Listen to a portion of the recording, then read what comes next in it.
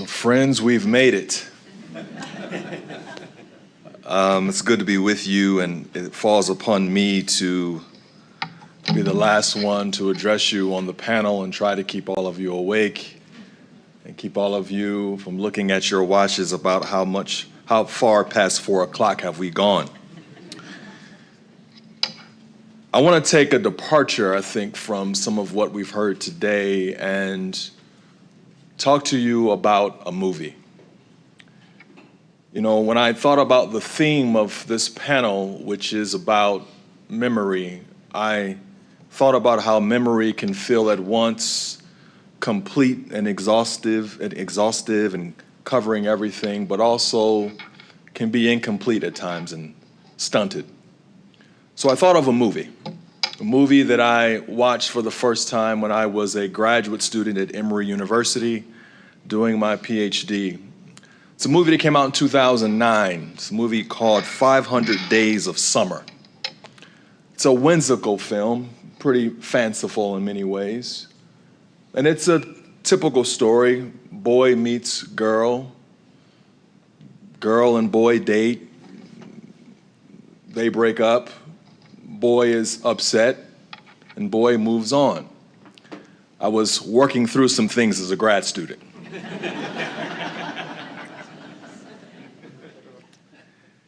But this movie I wanted to talk about today because it's notable not because it's an original story, but the way that the film talks about memory.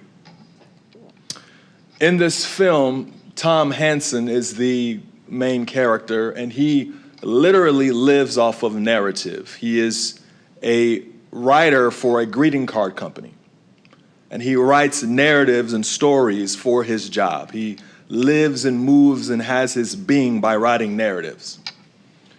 And he is also one who believes in fate. And so he meets a coworker. Her name is Summer. And the film chronicles 500 days of their relationship. And they start off with this amazingly awkward but beautiful relationship. And throughout the film, you see this relationship grow, and it flips back and forth between time. Sometimes you see the 400th day of their relationship, then it goes back to the 15th day, and so forth and so on. And eventually they break up. And as a viewer, you're not quite sure why, because the film has been shown through Tom's memory about how beautiful and perfect their relationship was.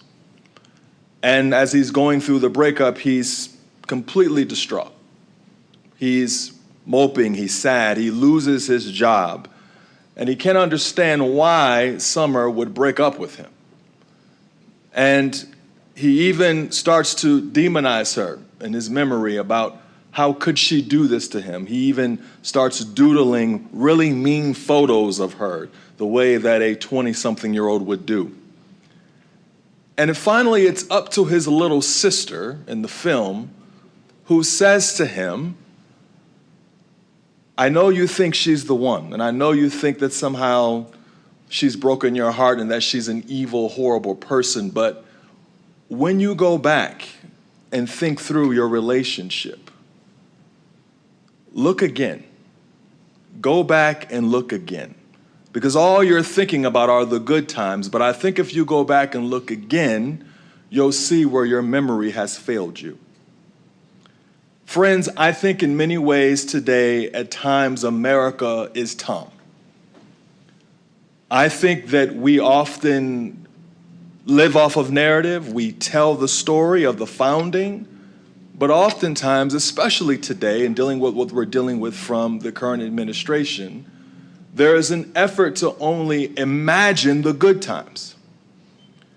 Our memory is being constructed, a narrative is being told that to really understand America is only to highlight the good stuff. And we miss the fact that in the relationship, the things always haven't been great. That at times our memory fails us. And I think part of what many religious communities do, what you've heard today, especially what the African American religious tradition does at its best, is to remind America that things haven't always been great, that we always haven't lived up to our narrative that we live off of, this idea that all men and women are created equal, that are endowed by their Creator with inalienable rights, which among those are life, liberty, and the pursuit of happiness. And so in the film, you get a chance to finally see when Tom goes back, it shows all the moments and the cracks and the crevices of their relationship. And you see that it wasn't that great. So I want to challenge each and every one of us, a call to action. Those of us who are historians, preachers, clergy, teachers, writers, everyday folk, that as we approach this 250th anniversary, that as we go into this season of celebration, make sure when you go back, you look again. Look again at all the stories of when, not just when America's been great, not when the love affair with democracy has seemed perfect, but actually when it seems fractured and broken. Look for those voices. Lift up those voices who often aren't heard. As we heard earlier, history is often told by the victors. When you go back, look again. Look for those who are considered the losers, for those who have seemed to be left to the side. Look, go back and look again. At the end of this film, it's almost 4 o'clock, I'm doing good. At the end of this film, we don't know if Tom has learned his lesson. He's lost his job. He's getting ready to start a new position. And he goes to interview for a new job. And at the new job, as he's interviewing, he meets another girl. So he's presumably healed from dealing with summer. And now he meets another girl whose name happens to be Autumn. And Tom, who's played by Joseph Gordon-Levitt, looks at the camera and smiles, and the film ends. And so it is with us. We're about to go into a new season. We're about to mark 250 years. As we go into another 100 years, another 200 years, will we learn the lessons from the previous season? Will we learn to listen to those other voices? Will we learn the lessons so we don't keep repeating the same mistakes? I don't know what happens at the end of the film. There was no part 2. There was nothing in the credits. I stayed and waited in the movie theater thinking there was going to be something like a Marvel film where there's going to be another scene. But then I'm comforted by that because it means that, like Tom, we have an opportunity to go back and look again and try to learn the lessons from the past. Thank you.